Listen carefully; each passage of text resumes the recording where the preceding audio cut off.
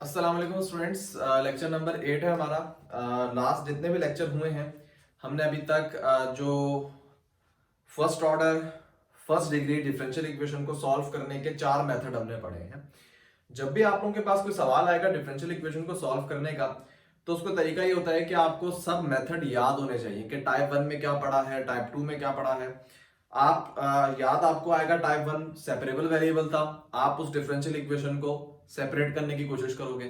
अगर नहीं होगी तो सोचोगे क्या ये रिड्यूसिबल टू सेपरेट है, क्या x प्लस वाई इस टाइप की आपको टर्म नजर आ रही है जिसको आप लेट कर लोगे। अगर नजर आ गई इसका मतलब वो रिड्यूसिबल टू सेपरेबल हो जाएगा। इसी तरह होमोजेनियस की कंडीशन मैंने आप लोगों को बताई है और रिड्यूसिबल टू होमोजेनियस की बताई हुई है। कितने डिफरेंशियल इक्वेशन इजी होती हैं कि आपकी प्रैक्टिस अच्छी है तो आप फौरन पहचान जाओगे, लेकिन कुछ ऐसी होती हैं कि जिसपे आपको सोचना पड़ेगा। तो अगर आपको सब टाइप्स आती होंगी तो आप आसानी से या थोड़ा सा टाइम लेके बता दोगे कि इस पे कौन सा वाला मेथड के जरिए से आप इसको जल्दी और आसानी से सॉल्व कर लोगे। अच्छा, टाइप 5 हम आज पढ़ेंगे। उससे पहले मैं आप लोगों को दो जवाब दे दूं, क्योंकि स्टूडेंट कमेंट करते हैं, कमेंट में जवाब देते हुए मजा नहीं आता, तो मैंने कहा वीडियो में ही, क्योंकि अभी मैं पढ़ रहा हूँ कमेंट, तो वीडियो में जवाब दे देता हूँ। एक स्टूडेंट ने बहुत पहले मैंने आप लोगों को डिग्री और ऑर्डर और डिफरेंशियल इक्वेशन का टॉपिक पढ़ाया था।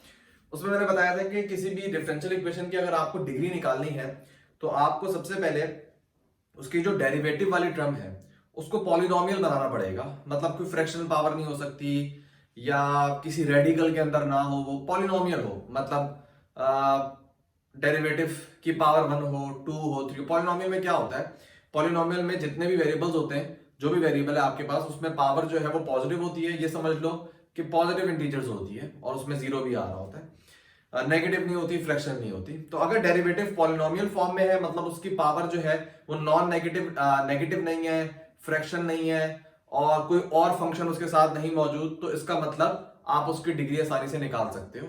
और जो हाईएस्ट ऑर्डर होगा उसकी जो पावर होगी उसको आप डिग्री बोल दोगे। लेकिन हर डिफरेंशियल इक्वेशन की डिग्री फाइंड करना पॉसिबल नहीं है। कितनी दफा फ्रैक्शनल पावर या रेडिकल तो आप एलिमिनेट कर देते हो, दोनों तरफ पावर लगा के वो खत्म हो जाता है, आप डिग्री निकाल लेते हो।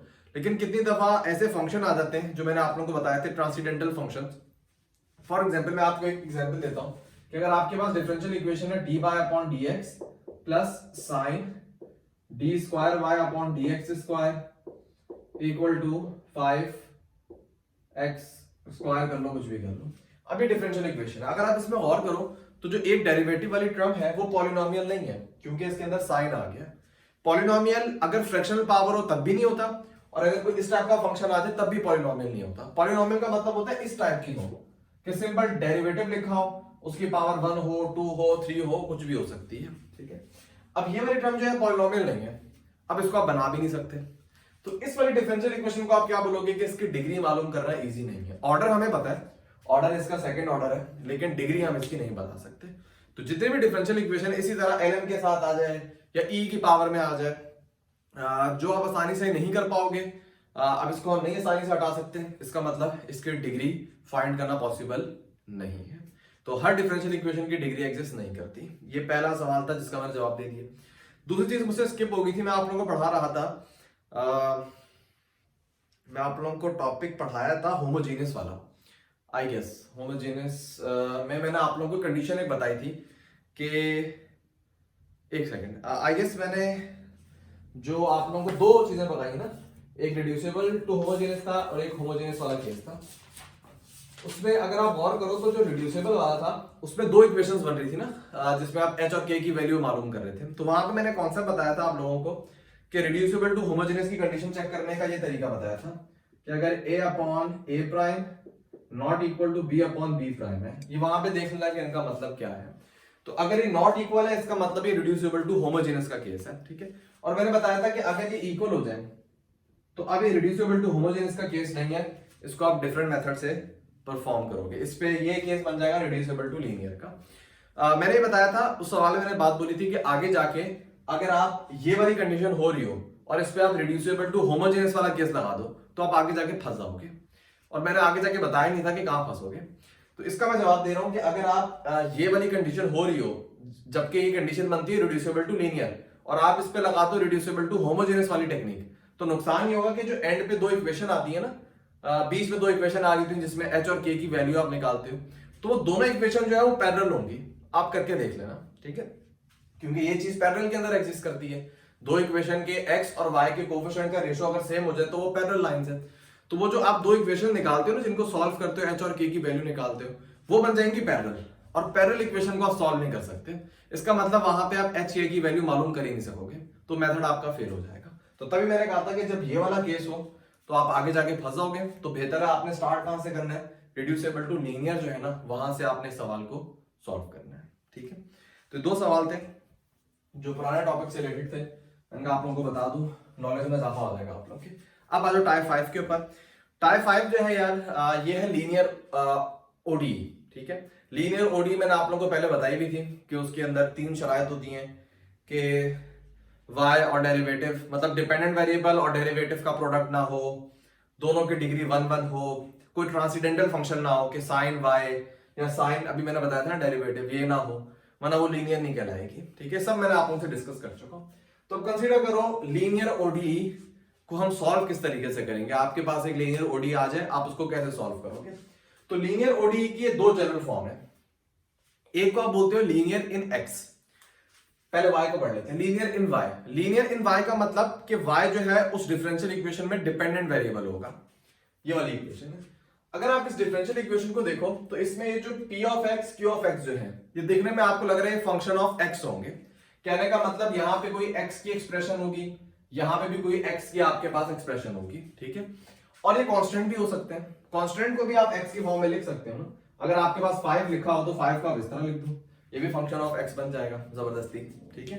तो यहाँ पे p और q की जगह कोई भी x की टर्म होगी या कोई भी कांस्टेंट हो सकता है। यहाँ पे 5 आ जाए p ऑफ x की जगह, ये सब चीजें हो सकती है। तो अगर आप इस डिफरेंशियल इक्वेशन को देखो तो लीनियर है, ये उन तीनों बातों को सेटिस्फाई कर रही है। पहली बात, ट्रांसीडेंटल फंक्शन तो होगा नहीं इसके अंदर, ठीक है। दूसरी बात, इसकी भी डिग्री 1 है, y की भी डिग्री क्या है, 1 है। और तीसरी चीज कि इसमें y और डेरिवेटिव का आपस में कोई प्रोडक्ट आपको नजर नहीं आ रहा, तो लीनियर ओडी है। लेकिन किसमें है, लीनियर ओडी इन y, मतलब यहां पे डिपेंडेंट वेरिएबल क्या है, y मौजूद है, ठीक है। एक और लीनियर ओडी होती है जो कि x में होती है, मतलब उसमें जो डिपेंडेंट वेरिएबल है वो x की फॉर्म में होता है। ये देखो मैंने बताया था ऊपर जो वेरिएबल होता है वो डिपेंडेंट होता है, तो यहां पे देखो x ऊपर आ रहा है, ठीक है। अब मैंने आपको लीनियर ओडी में बताया था कि वेरिएबल से कंफ्यूज नहीं होना, आपने ये देखना है कि कौन सा वेरिएबल का रोल क्या है, डिपेंडेंट कौन है, इंडिपेंडेंट कौन है। अब यहां पे x जो है वो डिपेंडेंट है, ठीक है। तो इसका मतलब अब जो भी आपने प्रॉपर्टीज पढ़ी थी ना लीनियर ओडी की, 3 पॉइंट्स पढ़े थे, अब वो आपने x और इस डेरिवेटिव की टर्म के ऊपर अप्लाई करना है कि क्या उनमें ट्रांसीडेंटल आ रहा है, नहीं आ रहा, या वो प्रोडक्ट है या नहीं। क्यों, क्योंकि डिपेंडेंट वेरिएबल चेंज हो गया, पहले y था तो आप y और डेरिवेटिव को देख रहे थे, अब x और डेरिवेटिव को आप देखोगे। तो अगर आप यहां पे ऑब्जर्व करो कि सबसे पहली बात, x और डेरिवेटिव दोनों की डिग्री 1 है, ठीक है। कोई transcendental function sine, logarithmic, exponential, hyperbolic कोई मौजूद नहीं है। तीसरी चीज, डेरिवेटिव और x की कोई प्रोडक्ट टर्म मौजूद नहीं है, कहीं ये मल्टीप्लाई नहीं हो रहे। इसका मतलब ये भी क्या है, लीनियर ओडी है, लेकिन x के अंदर इसमें डिपेंडेंट वेरिएबल जो है वो x है। और दूसरी बात, जैसे यहां पे मैंने बताया था p और q जो है वो कोई भी x के फॉर्म में होंगे, तो यहां पे जो p और q होगा ना वो किस फॉर्म में होगा, y की फॉर्म में होगा। कांस्टेंट भी हो सकता है, y की फॉर्म में भी होगा, ठीक है। तो लीनियर इन y, लीनियर इन x, दोनों के मैं दो एक सवाल करवा दूंगा ताकि आप लोगों को प्रोसेस पता चल जाए किस तरह सॉल्व करते हैं। जनरलाइज प्रोसेस बताने की जरूरत नहीं है, मैं डायरेक्ट एग्जांपल दूंगा, उसी में बता दूंगा किस स्टेप को आपने फॉलो करना है। मतलब यहाँ पे मैं काफी निशानी बता दूं कि जब इक्वेशंस आपके पास आए आप कैसे पहचानोगे कि लीनियर इन y का केस है, लीनियर इन x का केस है। क्योंकि मेजोरिटी जब भी आप सवाल देखते हो उसमें डेरिवेटिव ये वाला मौजूद होता है, लेकिन कितनी दफा आप इस वाली टेक्निक से कर नहीं पाओगे, वो इस वाले का होगा। तो पता कैसे चलेगा कि यार लीनियर इन x है, लीनियर इन y है। तो सिंपल से उसकी निशानी है जो कि मैक्सिमम केस में वर्क करती है, या आप कह सकते हो कि 100% केस में, कि अगर आप इस चीज पे गौर करो, क्या सबसे पहली चीज कि अगर लीनियर इन y में आप गौर करो तो y की एक ही टर्म मौजूद होगी, ये वाली, y की कोई और टर्म मौजूद नहीं होगी। तो एक तो ये बात आपने देखनी है।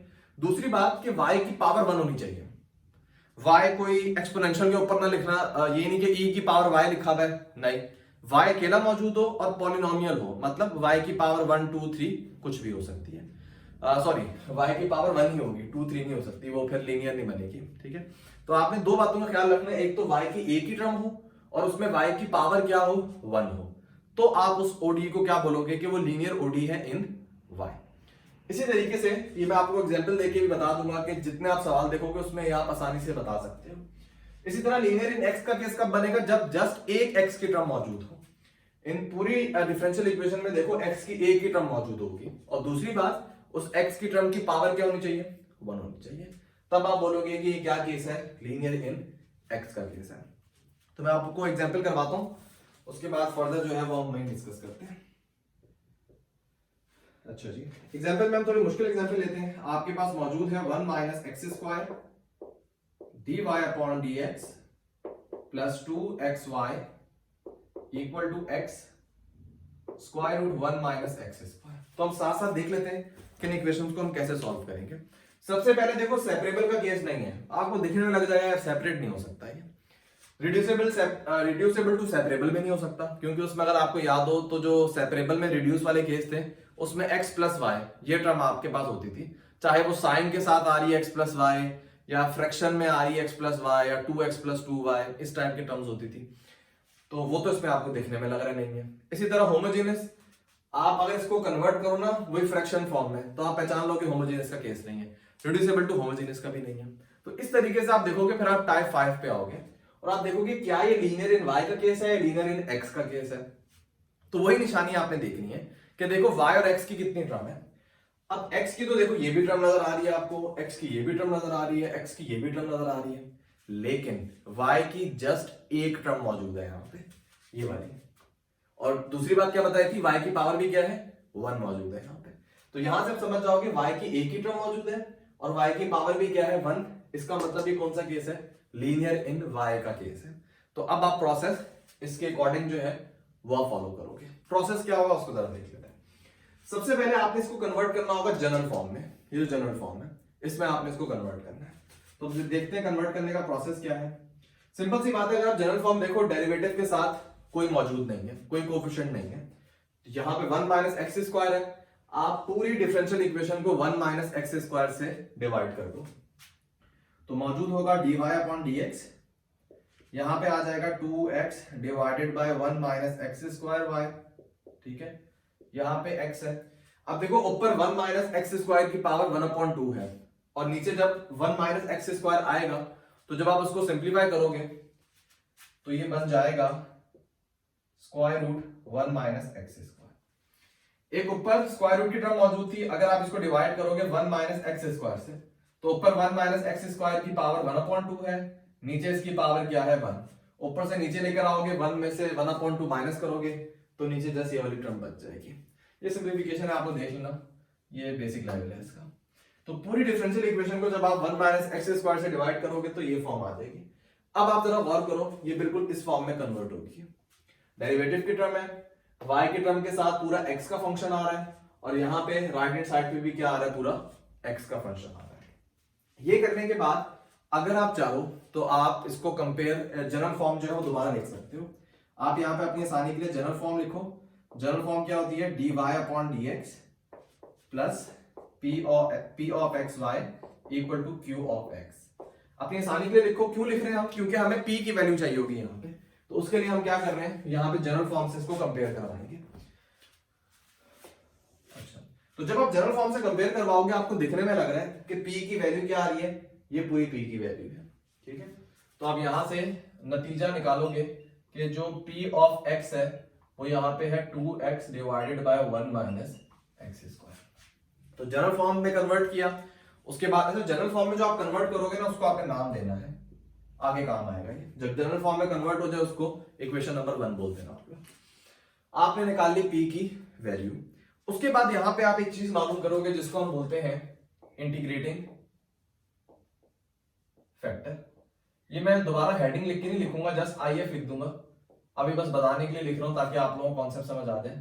नेक्स्ट टाइम मैं IF लिख दिया करूंगा तो समझ जाना ये इंटीग्रेटिंग फैक्टर है। अब अगेन वही बात, हमें बता दिया जाता है इंटीग्रेटिंग फैक्टर का ये फॉर्मूला है, लेकिन इंटीग्रेटिंग फैक्टर होता क्या है। देखो ये एक आपके पास एक्सप्रेशन होती है जिसको आप पूरी डिफरेंशियल इक्वेशन से मल्टीप्लाई करते हो। क्यों मल्टीप्लाई करते हो, इसलिए मल्टीप्लाई करते हो कि जब आप उसको मल्टीप्लाई कर लेते हो तो आपकी डिफरेंशियल इक्वेशन की जो लेफ्ट हैंड साइड है वो इतनी सिंप्लीफाई हो जाती है कि आप उसको आसानी से इंटीग्रेट कर सकते हो। अभी अगर मैं आपको बोलूं इसको इंटीग्रेट करो तो इंटीग्रेशन करना पॉसिबल ही नहीं है आपके लिए, लेकिन ये वो ऐसा फैक्टर है जिसको आप इस इक्वेशन 1 से मल्टीप्लाई करोगे तो ये आपकी इक्वेशन 1 की लेफ्ट हैंड साइड को इतना सिंप्लीफाई कर देगा, राइट हैंड साइड को तो कोई मसला नहीं है, हम आसानी से इंटीग्रेट कर सकते हैं, मसला लेफ्ट हैंड साइड का है। तो ये फैक्टर इतना जबरदस्त फैक्टर है कि जब आप इसको 1 से मल्टीप्लाई करोगे तो ये लेफ्ट हैंड साइड को इतना सिंप्लीफाई कर देगा कि आपको इंटीग्रेशन करने में मसला ही नहीं होगा, आप आसानी से उसको इंटीग्रेट कर लोगे। तो ये जो फैक्टर मतलब इसको मल्टीप्लाई कर रहे हो आप, और इंटीग्रेटिंग मतलब ये इंटीग्रेशन करने में आपको हेल्प करेगा, ठीक है। ये इंटीग्रेटिंग फैक्टर का काम है। अब इंटीग्रेटिंग फैक्टर का फॉर्मूला क्या है, मैं डायरेक्ट फॉर्मूला लिख रहा हूं, मैं इसकी डेरिवेशन नहीं यहां पे लिख रहा। फॉर्मूला इसका होता है e की power integral p of x dx, ये इसका फॉर्मूला होता है। अब ये कहां से आया, ये जो मैंने आप लोगों को बुक बताई हुई थी एक MD राय सिंघानिया की बुक, जो मैंने आप लोगों को पहली क्लास में बताई थी, पहली या दूसरी क्लास में, तो उसमें इसका प्रूफ लिखा हुआ है। या आप सिंपल गूगल करो कि integration formula, integrating factor formula का प्रूफ क्या है, आपको आसानी से मिल जाएगा कि फॉर्मूला कहां से आया है, ठीक है। ये फॉर्मूला होता है इंटीग्रेटिंग फैक्टर का। अब सबसे पहले आप इस इंटीग्रेटिंग फैक्टर को मालूम करोगे और फिर आप इसको इक्वेशन 1 से मल्टीप्लाई करोगे तो देखना आपकी इक्वेशन की लेफ्ट हैंड साइड इतनी सिंप्लीफाई हो जाएगी कि आपको कोई मसला ही नहीं होगा इंटीग्रेट करने में, ठीक है। जरा निकालते हैं। अच्छा जी, इंटीग्रेटिंग फैक्टर का फॉर्मूला होता है e की power integral p of x। p of x आपने ऊपर निकाल लिया, 2x divided by 1 minus x square और एंड पे आप लगा दोगे dx। अब आपने इसको e की पावर में जो इंटीग्रल है ना उसको इंटीग्रेट करना है। कैसे करोगे, कोई मुश्किल कॉन्सेप्ट नहीं है इतना। इस पे सिंपल जो आप इंटीग्रेशन में ln वाला फॉर्मूला था ना कि जब डिनोमिनेटर का डेरिवेटिव न्यूमरेटर के अंदर मौजूद है तो आप ln वाला फॉर्मूला लगाते थे। अब डिनोमिनेटर का अगर आप डेरिवेटिव देखो तो -2x आ रहा है और ऊपर क्या मौजूद है 2x, तो आप एक बाहर माइनस लगा दो, एक अंदर आप लगा दो। अब जो भी डिनोमिनेटर है उसका डेरिवेटिव मौजूद है, आप इंटीग्रेट कर दो, आंसर होगा -ln 1 minus x square plus c. आप यहां पे नहीं लिखोगे, ये जब आपके पास आ जाएगा उसके बाद आप क्या करोगे, उसके बाद करने का तरीका ये होगा कि अब आपको प्रॉपर्टी पता होगी कि अगर सिंपल e की पावर ln x लिखा हो तो e से ln कैंसिल हो जाता है, आपने किसी तरह इसको इस फॉर्म में कन्वर्ट करना है। कैसे करोगे, जो अच्छा लॉ की एक और प्रॉपर्टी भी आपको पता है कि अगर आपके पास ln p q लिखा हो, मतलब अगर p की पावर q हो तो जो पावर है ना पहले आ जाती है, मतलब ये हो जाएगा q ln p, सही। तो अगर पावर पहले आई है उसको शिफ्ट भी करवा सकते हो आप, जैसे ऊपर से अगर नीचे ला सकते हो तो नीचे से ऊपर भी लेके जा सकते हो आप, तो वही काम करो। यहां पे ln के साथ नेगेटिव लिखा हुआ है ना, इस नेगेटिव को आप ऊपर ले दो। अब सिंपल केस है, क्या होगा कि भाई e और ln कैंसिल हो जाएगा तो पीछे क्या बचेगा 1 माइनस एक्स स्क्वायर की पावर -1, जिसको डिनोमिनेटर में ले जाओ तो ये हो जाएगा। ये लो भाई, आपके पास आ गया इंटीग्रेटिंग फैक्टर। ये वो फैक्टर है, ये जो मैजिकल फैक्टर है जो आपकी लेफ्ट हैंड साइड को इतना सिंप्लीफाई कर देगा कि आपको मसला ही नहीं होगा। आप क्या करोगे, अब फैक्टर है तो जाहिर सी बात है उसको मल्टीप्लाई करोगे, तो आप देखो यहां पे multiply equation 1 by IF integrating factor. पूरी इक्वेशन 1 को आप यहां पे मल्टीप्लाई कर दोगे इंटीग्रेटिंग फैक्टर से, तो सबसे पहली टर्म के साथ इंटीग्रेटिंग फैक्टर आ जाएगा। अच्छा, दूसरी टर्म के साथ, अच्छा दूसरी टर्म में 1 माइनस एक्स स्क्वायर नीचे मौजूद है, मल्टीप्लाई करोगे तो पावर स्क्वायर हो जाएगी इसकी, 1 माइनस एक्स स्क्वायर का whole square. 1 minus x square मौजूद है इंटीग्रेटिंग फैक्टर में, ये 1 माइनस एक्स स्क्वायर है, इन दोनों को मल्टीप्लाई करोगे तो बाहर पावर होल स्क्वायर हो जाएगी और y अपनी जगह पे मौजूद है। अच्छा, यहां पे देखो 1 माइनस एक्स स्क्वायर की पावर 1/2 है, जब आप इसको इससे मल्टीप्लाई करोगे ना तो 1/2 और 1 बेसिस सेम है, पावर ऐड होंगी तो ये हो जाएगा 3/2। ये काम जितने भी लीनियर इन y है उसमें आपने सेम यही प्रोसेस को फॉलो करना है, सेम इंटीग्रेटिंग फैक्टर निकालना है, इक्वेशन 1 से मल्टीप्लाई करना है। अब जैसे कि मैंने आप लोगों को बताया था ये है इंटीग्रेटिंग फैक्टर, ये एक मैजिकल फैक्टर है जो कि आपकी लेफ्ट हैंड साइड को इतना सिंप्लीफाई कर देगा कि आपको मसला होगा नहीं। अब जो मैं स्टेप लिखने लगा हूं ये आपका मसला हल कर देगा। कैसे, आप हमेशा जब भी इंटीग्रेटिंग फैक्टर से मल्टीप्लाई करोगे ना उसके बाद आपने क्या करना है, उसके बाद आपने ये स्टेप लिखना है कि आप सबसे पहले y लिखो, ठीक है। ये मल्टीप्लाई करने के बाद आपने ये हमेशा काम करना है, y लिखोगे और इसके साथ लिख दोगे इंटीग्रेटिंग फैक्टर। इंटीग्रेटिंग फैक्टर क्या आया था 1 माइनस एक्स स्क्वायर। वाई लिखा, उसके साथ आपने इंटीग्रेटिंग फैक्टर लिख दिया, उसके बाद बाहर आप लिख दोगे डी अपॉन डी एक्स। हमेशा जो भी लीनियर इन y का केस होगा, इंटीग्रेटिंग फैक्टर मल्टीप्लाई करने के बाद आप y लिखोगे, y के साथ प्रोडक्ट में आप लिखोगे इंटीग्रेटिंग फैक्टर और बाहर आप लगा दोगे डिफरेंशियल ऑपरेटर। ये मैंने क्यों किया? ये मैंने इसलिए किया है कि अगर आप इस लेफ्ट हैंड साइड को देखोगे तो ये एग्जैक्ट ये वाली चीज लग रही है। अगर आप इन दो पे प्रोडक्ट रूल लगाओ तो आपके पास 3 टर्म आ जाएंगी, सॉरी ये 2 टर्म आ जाएंगी। कैसे? आप इस पे जरा, ये 2 मल्टीप्लाई हो रहे हैं ना, आप जरा प्रोडक्ट रूल लगाओ इसके ऊपर। प्रोडक्ट रूल क्या कहता है कि एक को आप u लो, एक को v लो। तो v को रखा मैंने साइड पे, u का डेरिवेटिव लिया, y का डेरिवेटिव होगा dy अपॉन dx प्लस, अब मैं u को रखूंगा साइड पे, u है मेरा y और मैं डेरिवेटिव लूंगा v का। 1 अपॉन 1 माइनस एक्स स्क्वायर का जब आप डेरिवेटिव लोगे तो इतना मुश्किल नहीं है, आप ले सकते हो आसानी से। इस तरह करना, पावर रूल लगाना, ठीक है। उसके बाद बेस का डेरिवेटिव लेना माइनस 2x। इस वाले माइनस से ये वाला माइनस कैंसिल हो जाएगा। अच्छा, ये ऊपर माइनस 2 है, नीचे जाके क्या हो जाएगी? पावर 2 हो जाएगी इसकी। तो इन शॉर्ट ये आ जाएगा। तो जरा आप गौर करो, इसके बाद v का डेरिवेटिव क्या आ गया? 2x divided by 1 minus x square का होल स्क्वायर। और अगर ऑब्जर्व करो, यही 2 टर्म यहाँ पे लेफ्ट हैंड साइड पे मौजूद है। तो आसानी क्या हुई? मैंने क्या बताया, इंटीग्रेटिंग फैक्टर अच्छा चूज करने की वजह से आसानी क्या हुई कि जो आपकी पूरी लेफ्ट हैंड साइड में 2 टर्म लिखी हुई है ना, जो मुश्किल वाली थी, वो सिंपल प्रोडक्ट में कन्वर्ट हो गई है। सिंपल आप इस पे प्रोडक्ट रूल डेरिवेटिव का लगाओगे तो ये 2 टर्म आ जाएंगी। तो इन 2 टर्म को मैंने इस फॉर्म में कन्वर्ट कर दिया। और आपने ये चेक करने का भी तरीका है, आप अपने सवाल को सॉल्व करना, ठीक है। इसके बाद आप क्या लिखोगे? y लिखना, उसके बाद इंटीग्रेटिंग फैक्टर लिखना, उसके बाद इस पे प्रोडक्ट रूल लगा के देख लेना। अगर तो लेफ्ट हैंड साइड आ रही है एग्जैक्ट, इसका मतलब आपने वर्किंग बिल्कुल सही की है। लेकिन अगर इस पे प्रोडक्ट रूल लगाओ और लेफ्ट हैंड साइड नहीं आई, इसका मतलब आपने कहीं ना कहीं मिस्टेक कर दी है, क्योंकि हमेशा इस टेक्निक में जो पूरी लेफ्ट हैंड साइड है वो इस फॉर्म में कन्वर्ट हो जाएगी, ठीक है। तो y लिखना, इंटीग्रेटिंग फैक्टर लिखना, प्रोडक्ट रूल लगाना, कन्वर्ट, मसला हल, आगे बढ़ेंगे हम। अब आगे क्या लिखेंगे हम? यहां तक तो बात आप लोगों को इंशाल्लाह समझ आ गई होगी। अब इसके आगे आप क्या लिखोगे, जरा उस पर गौर करते हैं। जो राइट हैंड साइड है वो तो अपनी जगह पे आप लिखो, वो इतना इशू नहीं है। और मैं इसको थोड़ा सिंप्लीफाई कर रहा हूं, क्योंकि जब इंटीग्रेट आप करते हो तो ये फैक्टर ऊपर होता है तो ज्यादा बेहतर होता है। 1 माइनस एक्स स्क्वायर, ऊपर जाके इसकी पावर माइनस 3/2 हो जाएगी, यहाँ पे एक्स मौजूद है। ये लो भाई, लेफ्ट हैंड साइड को आपने इस तरह प्रोडक्ट में कन्वर्ट कर दिया और राइट हैंड साइड जो थी उसको आप एज इट इज रहने दोगे, थोड़ी बहुत सिंप्लीफिकेशन आपने कर ली। उसके बाद आप यहां पे करोगे इंटीग्रेट। तो इंटीग्रेट ऑन बोथ साइड, आप दोनों तरफ यहां पे इंटीग्रेट करोगे। तो जब आप इंटीग्रेट करते हो तो याद रखना, विद रिस्पेक्ट टू x जब मैं इंटीग्रेट कर रहा हूं यहां पे, तो इंटीग्रल से d अपॉन dx कैंसिल हो जाता है। समझने का सिंपल तरीका है, अगर आपके पास 2 लिखा हो, 2 के अंदर मैं कोई नंबर ऐड करूं, मैं लिखूं 2 प्लस 2, ओरिजिनल नंबर मेरे पास ये था, मैंने इसके अंदर 2 ऐड किया, मैं साथ -2 लिख दूं। या चलो डिफरेंशिएट करने के लिए इस तरह करते हैं कि मेरे पास 3 मौजूद था, मैंने +2 लिखा, साथ ही मैंने -2 लिख दिया। मुझे बताओ 3 को कोई फर्क पड़ा? नहीं, क्योंकि प्लस और माइनस एक दूसरे के ऑपोजिट ऑपरेटर है, इनवर्स है एक दूसरे के। सेम वही काम है, ये फंक्शन मौजूद है, यहां पे इसका क्या है? डेरिवेटिव।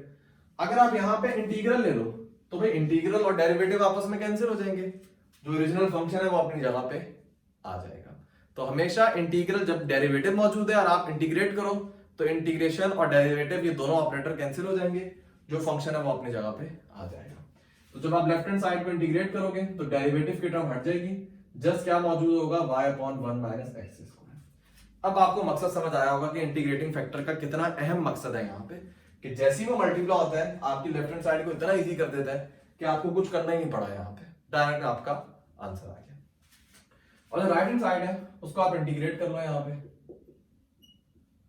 डायरेक्ट भी कर सकते हो आप।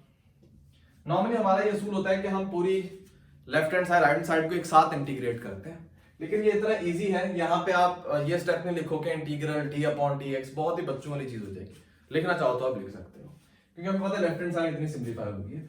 राइट हैंड साइड पे आप क्या लगाओगे? इंटीग्रल का पावर रूल लगाओगे। पावर रूल क्या कहता है इंटीग्रेशन का?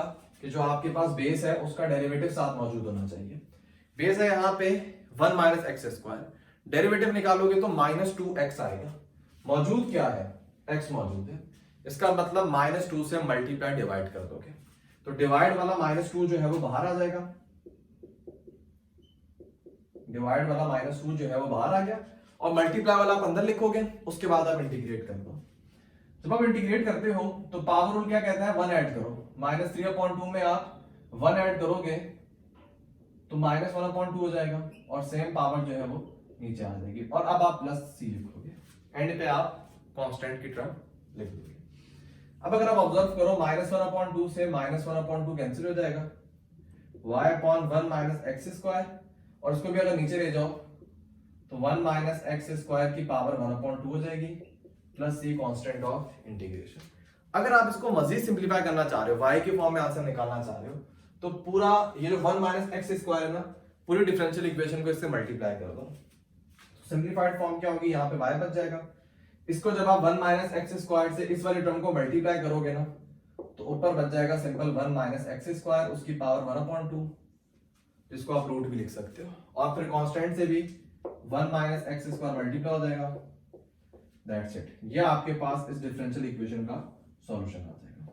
तो ये वो प्रोसेस है जिनको आप फॉलो करके कोई भी लीनियर ओडीई है y के अंदर, तो आप ये स्टेप फॉलो करके उसको आसानी से इंटीग्रेट कर सकते हो।